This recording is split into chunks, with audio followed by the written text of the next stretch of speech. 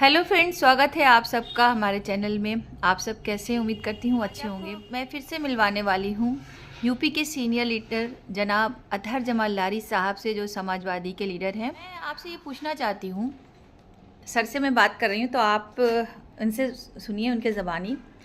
तो सर, मैं आपसे ये पूछना चाहती हूँ कि आप इतने दिनों तक हैदराबाद यानी तेलंगाना में आप रहें और वहाँ की आपने राजनीति देखी होगी और वहाँ कैसा क्या है, ये सब के बारे में आपसे जानना चाहती हूँ।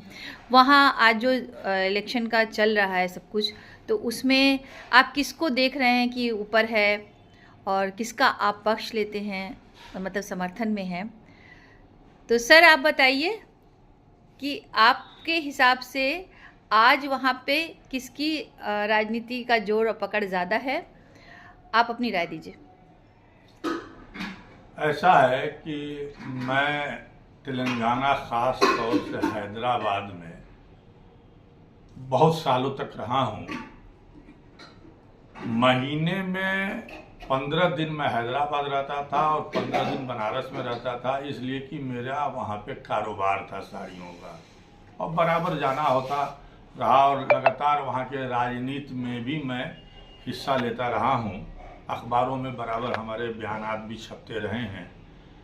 अब चुनाव हो रहा है वहाँ पे विधानसभा का और 30 तारीख को वोटिंग होगी, तो मैं आज तेलंगाना की आवाम से, ख़ास तौर से हैदराबाद के लोगों से मैं एक अपील करना चाहता हूँ, अपने बुज़ुर्गों, नौजवानों, माँ और बहनों से, कि ये चुनाव आपकी ज़िंदगी, आपके भविष्य को तय करने वाला है कि आगे आपके क्या क्या सहूलियत मिलेंगी, आपकी क्या क्या मांगे होंगी और किस तरीके से पूरी। देश में भाजपा की सरकार है, वहाँ पे बीआरएस की सरकार है, वहाँ पे मजलिस इत्तेहादुल मुस्लिमीन भी है जो चुनाव लड़ रही है।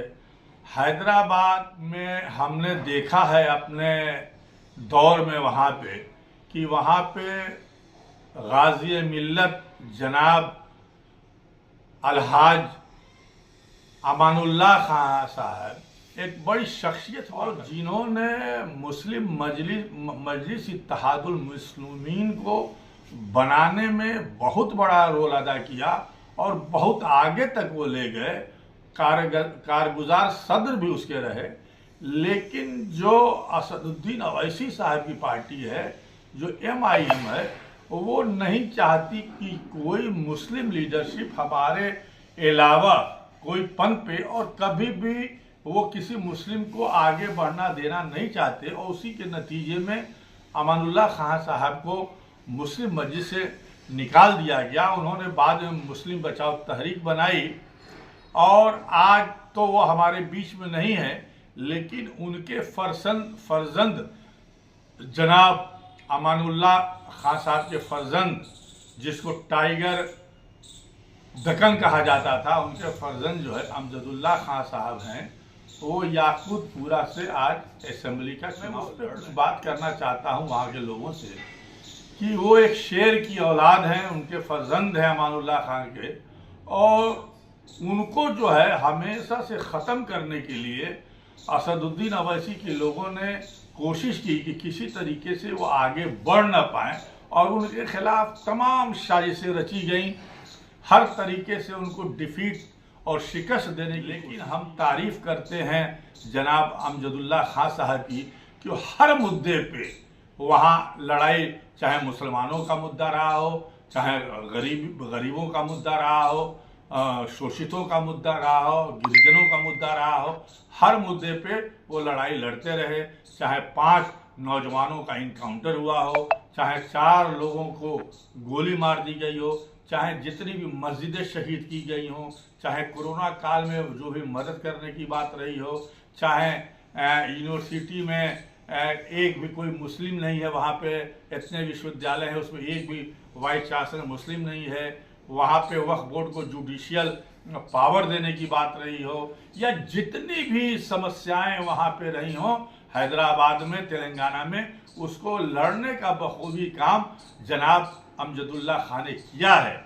और आज वो चुनाव लड़ रहे हैं याकूतपुरे से, लेकिन उनके खिलाफ एक साजिश की जा रही है, उनको शिकस्त देने की कोशिश की जा रही है। वो कोशिश हो रही है कि बोगसी वोट के ज़रिए, फर्जी वोटों के ज़रिए किसी भी तरीके से उनको शिकस्त दिया जाए, उनको आगे बढ़ना न चाहूँगा वहाँ की आवाम से, जनता से कि भाइयों, MIM को बनाने में जनाब अमानुल्लाह खां साहब का हाथ रहा है, बाकर आगा साहब का हाथ रहा है, वज़ारत रसूल खां साहब का हाथ रहा है।